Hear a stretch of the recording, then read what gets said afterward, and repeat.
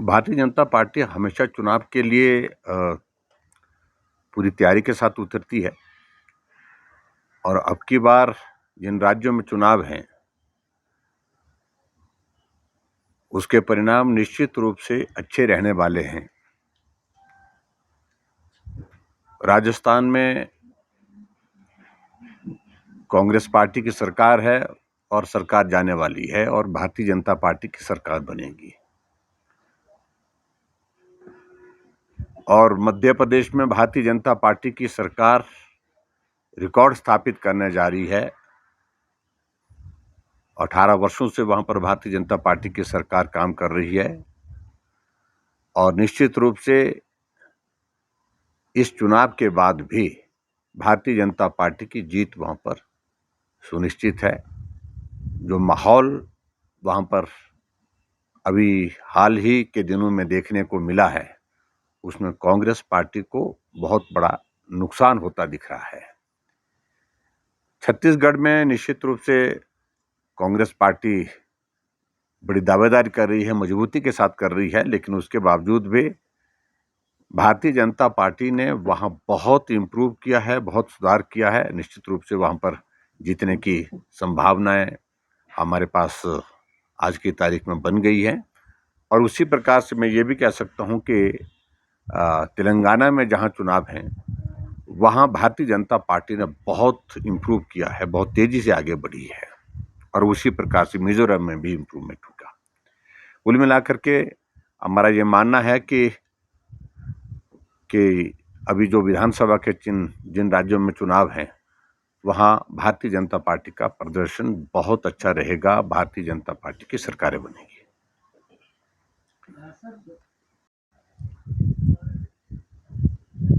हिमाचल प्रदेश में एक बार झूठ बोल करके उनने सफलता हासिल कर ली, सरकार बना ली, लेकिन सरकार बनने के बाद 10 महीने में बुरी तरह से एक्सपोज हो गए हैं और जो गारंटियां दी हैं उनका क्या हश्र हो रहा है।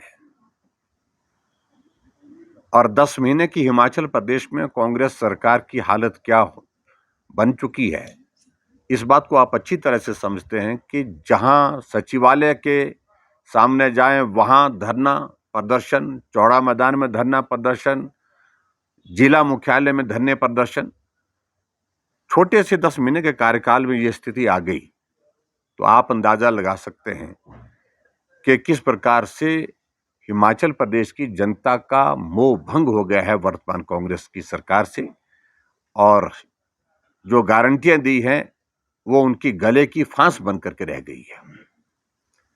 और हम ये मानते हैं कि कम से कम दूसरे राज्य कांग्रेस पार्टी जहां चुनाव में जा रही है हिमाचल से सबक ले। अगर गारंटियों को वहां पर इस प्रकार से लोगों के सामने रखने की कोशिश करेगी, झूठी गारंटी में जिनको मैं कह सकता हूं, तो निश्चित रूप से सफलता हासिल उसमें नहीं होने वाली है। और भारतीय जनता पार्टी इस मुद्दे को प्रमुख रूप से उन राज्यों में जाकर के लोगों के बीच में रखेगी कि गारंटी के नाम पर हिमाचल प्रदेश में सरकार बना दी, लेकिन गारंटी एक भी पूरी नहीं हुई और इस तरह से दूसरे राज्य जहां चुनाव हैं वहां पर भी ये जो गारंटियां हैं ये गारंटियां लोगों को गुमराह करने वाली हैं, झूठ बोल करके सत्ता को हासिल करने के लिए हैं और इस छलावे में ना आए। देखिए, इस बात को उनको मानना पड़ेगा। राज्य के अधिकार जिस प्रकार से हैं मिनरल एंड माइंस में, उस तरह से केंद्र सरकार के भी अधिकार हैं, कानून है उसमें। और ऐसे नहीं है जिस प्रकार से हिमाचल प्रदेश ने वाटर सेस लगाया है, इसी तरह की चिट्ठी उत्तराखंड को भी गई है। उनको इस बात को समझना चाहिए। ये जिस तरह से मुकेश अग्निहोत्री जी की एक आदत है कि घुमा फिरा करके आरोप लगाने की जो कोशिश कर रहे हैं केंद्र सरकार के ऊपर कि केंद्र सरकार हिमाचल प्रदेश के साथ इसलिए व्यवहार ऐसा कर रही है क्योंकि कांग्रेस की सरकार है यहाँ और केंद्र में भारतीय जनता पार्टी की सरकार है। मेरा ये मानना है कि वो थोड़ा अध्ययन कर लें, थोड़ा सारे विषय को समझ लें। अगर वाटर सेस के लिए वाटर कमीशन उन्होंने बनाया है यहाँ पर, उस पर खर्चा तो शुरू हो गया, लेकिन उसके आधार पर अभी तक काम क्या हुआ? 1 साल सरकार को होने जा रहा है पूरा कार्यकाल का। और ऐसे में मेरा सिर्फ यही कहना है कि जिस प्रकार से वो लोगों को गुमराह करने की कोशिश कर रहे हैं, चाहे वो आपदा की बात है, सारा ठिकरा केंद्र सरकार के सिर फोड़ने की कोशिश की जा रही है, चाहे वो वाटर सेस के मामले को लेकर के उसमें भी यही प्रयत्न किया जा रहा है। हम सिर्फ उनको यही कहना चाह रहे हैं कि अगर आपको वाटर सेस के संदर्भ में केंद्र सरकार ने पत्र आया है, उसके जवाब में आप अपना पक्ष रखें, अपनी बात कहें, लेकिन राजनीतिक दृष्टि से जिस प्रकार से वो बात करने की कोशिश करेंगे, इसका कोई अर्थ नहीं है। ऐसा नहीं है कि कानून का ज्ञान सिर्फ आपको है। कानून का ज्ञान, नियमों का ज्ञान और सारी चीज़ों की जानकारी केंद्र सरकार में भी लोगों को है। इस बात को समझना चाहिए उनको। और इसलिए ये ऐसी बातें कर देना जिससे जग हंसाई हो जाए, तो मैं समझता हूँ कि उचित नहीं है। कि अस्वस्थ चल रहे हैं पिछले कुछ दिनों से। मैं उनके शीघ्र स्वास्थ्य लाभ की कामना करता हूँ। मैंने व्यक्तिगत रूप से उनसे संपर्क करने की कोशिश की, लेकिन मुझे बताया गया कि वो बात नहीं, फ़ोन नहीं ले रहे हैं। और मिलने के लिए भी मैं विशेष तौर से मैं दिल्ली गया था, तो मैंने 2 बार 3 बार प्रयत्न किया उनके जो साथ में स्टाफ के लोग हैं, अधिकारी हैं, उनसे संपर्क करके कि मैं मिलने आना चाह रहा हूँ। लेकिन बताया गया कि वो आईसीयू में है और मिलने के लिए डॉक्टर ने मना किया है, तो इसलिए मिला नहीं। लेकिन मेरी उनकी धर्मपत्नी से बात हुई और बात में मैंने अपने जो भावनाएं व्यक्त की है, हमने कहा कि हम शीघ्र उनके स्वास्थ्य लाभ की कामना करते हैं और मुझे उम्मीद है कि बहुत जल्दी वो ठीक होकर के आएंगे, ऐसा मेरा मानना है। हिमाचल में भी देखिए, हिमाचल प्रदेश में जो कांग्रेस की सरकार रही है, ये जो भी काम करती है व्यवस्थाओं को तहस नहस करके करती है। कहा तो यही जा रहा है कि व्यवस्था परिवर्तन के नाम पर हम हिमाचल प्रदेश में काम कर रहे हैं, लेकिन व्यवस्थाओं को चकनाचूर कर दिया है। कॉरपोरेशन के चुनाव का जो रोस्टर का जो है वो समय पूर्ण हो गया है 2.5 साल का, और 2.5 साल का समय पूर्ण होने के पश्चात तुरंत उसी दिन दूसरे मेयर और डिप्टी मेयर की नियुक्ति की जो व्यवस्था जो है, वो इलेक्शन की प्रोसेस जो होती है वो पूरी होनी चाहिए थी, लेकिन अभी तक वो पूरी नहीं हुई है। जो मुझे जानकारी मिली है, वो जानकारी के मुताबिक मालूम पड़ा कि पहले तो उन्होंने इसी बात को लेकर के नीचे से जानकारी हासिल करने के लिए कहा कि जो विधायक हैं उनका वोटिंग राइट होगा कि नहीं होगा, क्लैरिफिकेशन मांगी नीचे से। और नीचे के बजाय वो यहाँ से कहा गया कि भाई आप इस तरह की चिट्ठी लिखो। फिर चिट्ठी लिखी गई, वो क्लैरिफिकेशन मेरी जानकारी के मुताबिक अब लॉ डिपार्टमेंट ने अपना ओपिनियन उस पर दे दिया है और उस पर कहा है कि विधायक को उसमें कॉरपोरेशन के चुनाव में वोटिंग राइट नहीं रखते हैं। जब ये ओपिनियन आ गई, उसके बाद तुरंत तारीख तय होनी चाहिए, लेकिन अभी तक भी नहीं। और जो हमें इसमें मालूम पड़ रहा है कि ये इसको और लंबा खींचना चाह रहे हैं, क्योंकि 4 कॉरपोरेशन जो अभी इस चुनाव की प्रक्रिया में जारी हैं, मेयर और डिप्टी मेयर के लिए चयन के लिए रोस्टर के मुताबिक, उसमें इनको अपना चॉइस का मामला जो है, और कुछ जगह इनको ये लग रहा है कि इनके लोग जो है क्रॉस वोटिंग कर डालेंगे। इस डर के कारण अभी तक ये चुनाव को टाल रहे हैं। और कांग्रेस पार्टी की सरकार का पिछले 10 महीनों का अगर इतिहास देखें कि कोई भी काम समय पर इनका हुआ नहीं है। ना मंत्रिमंडल का विस्तार, और ना ही जो बातें उन्होंने कही थी, जो घोषणा कही थी, उनको पूरा किया, और ना ही हिमाचल प्रदेश में आगे बढ़ने के लिए काम किया तो सिर्फ रोकने के लिए काम किया।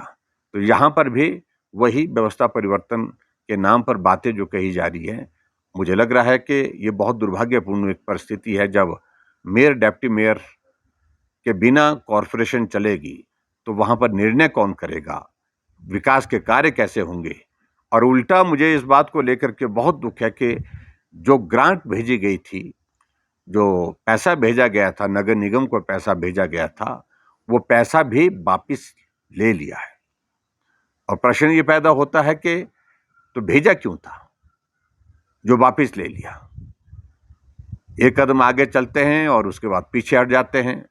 तो ये वर्तमान सरकार का काम करने का एक तौर तरीका है, और जिसके कारण बहुत बड़ी असमंजस की एक स्थिति बनी है, और निगम में इस वक्त कामकाज बिल्कुल पूरी तरह से ठप पड़े हुए हैं। सरकार के लिए उन्होंने प्रस्ताव भेजा है, अगर वो जायज होगा, जेन्युइन होगा और उसकी टेक्निकल चीजें सारी ठीक होंगी, तभी केंद्र उस पर विचार करने के बाद निर्णय करता है। और मुझे सिर्फ इतना ही कहना है कि इसमें आरोप लगाने की क्या बात है? आप डिक्टेट नहीं कर सकते केंद्र सरकार को। और मुझे मालूम नहीं किस स्टेज पर है, और मुझे ये भी मालूम नहीं है क्या प्रोजेक्ट भेजा है। लेकिन अगर प्रोजेक्ट भेजा है तो केंद्र में जाकर के अपना पक्ष रखिए। और नरेंद्र मोदी जी की सरकार हमेशा हिमाचल प्रदेश के लिए मदद करती रही है, और मदद निश्चित रूप से होगी, चाहे वो प्रोजेक्ट भेजा है उसके संदर्भ में है, चाहे वो और विकास के लिए हिमाचल प्रदेश को जरूरत होगी। लेकिन ये सही तरीका नहीं है कि हर बात पर आप केंद्र सरकार को गाली देते रहें, केंद्र सरकार के खिलाफ बोलते रहें। ये उचित नहीं है। ये सही मायने में दर्शाता है कि कांग्रेस पार्टी की नाकामियों को दिखाता है। अगर योग्य है, क्षमता है, केंद्र में जाएं, पक्ष रखें, दमदार ढंग से रखें, और वहां से प्रोजेक्ट जो भेजा उसकी स्वीकृति लेकर के आए। लेकिन जिस प्रकार से अपनी नाकामियों को छुपाने की कोशिश की जा रही है, इस प्रकार से आरोप लगा करके, ये आदत इनकी बन गई। और ये रोना आज से नहीं, पिछले 10 महीने से हम देख रहे हैं। हर बात को लेकर के केंद्र सरकार ने रोका, केंद्र सरकार ने नहीं किया, यही उनका कहने का रहता है।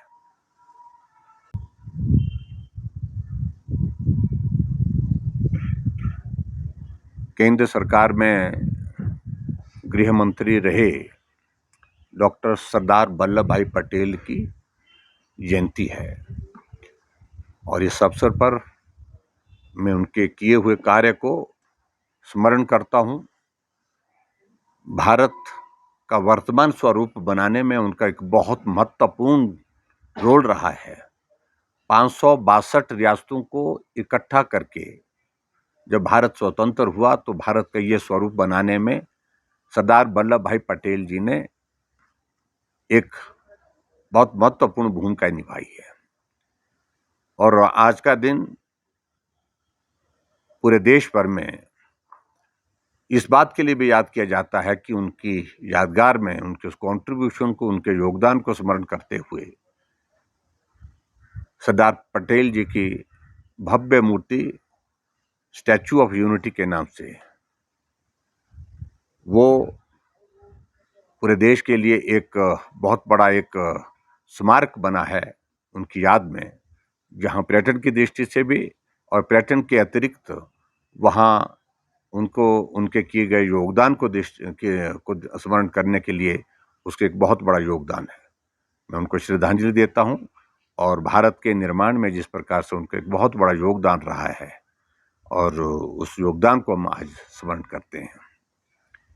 एक इसके अलावा और मुझे बात कहनी है कि दिल्ली प्रदेश के मुख्यमंत्री को ईडी का समन 2 तारीख को हुआ है,